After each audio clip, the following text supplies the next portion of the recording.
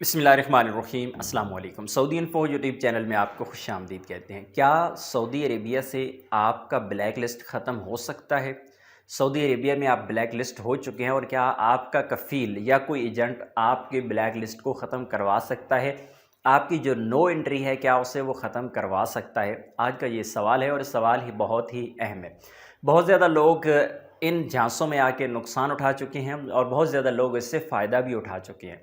तो दोनों जो चीज़ें हैं, जो हकीकत है, मैं आपके साथ यहाँ पे शेयर करूँगा ताकि आप लोगों को इस चीज़ का आइडिया हो जाए।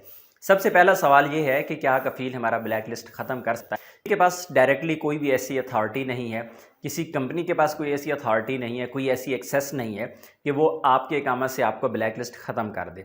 बहुत सारे कफ़ील इतने बेचारे सादा होते हैं और फिर उनके वर्कर्स भी इतने सादा होते हैं, वो उनको कह देते हैं कि भाई मैंने अपने सिस्टम से खारिज कर दिया है, मैंने अपने सिस्टम से आपका खरूज लगा दिया। फॉर एग्ज़ाम्पल आप 3 साल आप पे पाबंदी है, आप सऊदी अरबिया से गए हैं, आप पे 3 साल की पाबंदी लगी छुट्टी की एक्सपायरी की वजह से।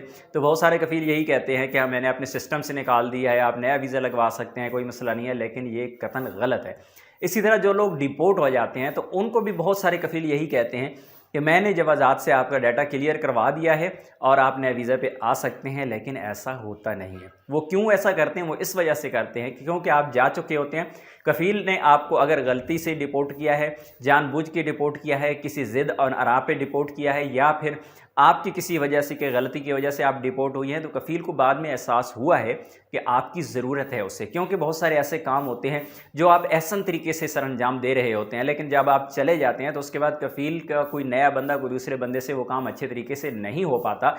फिर कफ़ील कंपनी हर मुमकिन कोशिश करते हैं कि आपको किसी भी तरीके से वापस बुलाया जाए, लेकिन क्योंकि जो आप अगर डिपोर्ट हो जाते हैं तो ऐसी सूरत में आप पे पाबंदी लग जाती है। जब पाबंदी लगती है तो फिर आपका वीज़ा स्टैम्प नहीं हो पाता, फिर कफ़ील हाथ पाँव मारता है और आपके गले में बहुत सारी चीज़ें डाल देता है, क्योंकि आपके हाथ में वो तो वीज़ा तो दे देता है, 2000 रियाल का टोटली वीज़ा होता है।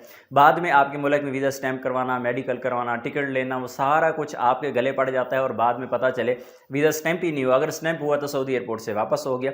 इस तरह के बहुत ज़्यादा लोगों के साथ मसाइल हो चुके हैं, तो इसलिए कभी भी ऐसे झांसे में मत आया करें।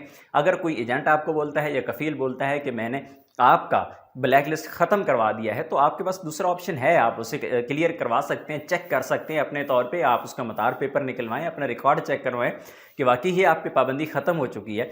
अक्सर लोगों के साथ ऐसा हो चुका है जिन्होंने ये पाबंदी ख़त्म करवाई है पैसे दे के, और बाद में जब पेपर निकलवाए हैं तो पता चला जी उन पे तो पाबंदी वैसे की वैसे ही है। तो ये एक बहुत बड़ा मसला है। जब भी अगर आप ये सोचें कि आपने ब्लैक लिस्ट ख़त्म करवाना है, तो अगर कफ़ील या कोई भी बंदा आपको ये कह दे कि हम ब्लैक लिस्ट ख़त्म करवाएंगे, तो पहली गारंटी ये रखें उनके साथ। कफ़ील या कंपनी है तो उनसे बोलें जी आप वीज़े के पैसे दे दें, वीज़ा स्टैम्प करवाते हैं, टिकट दे दें, मैं आ जाता हूँ आपके पास,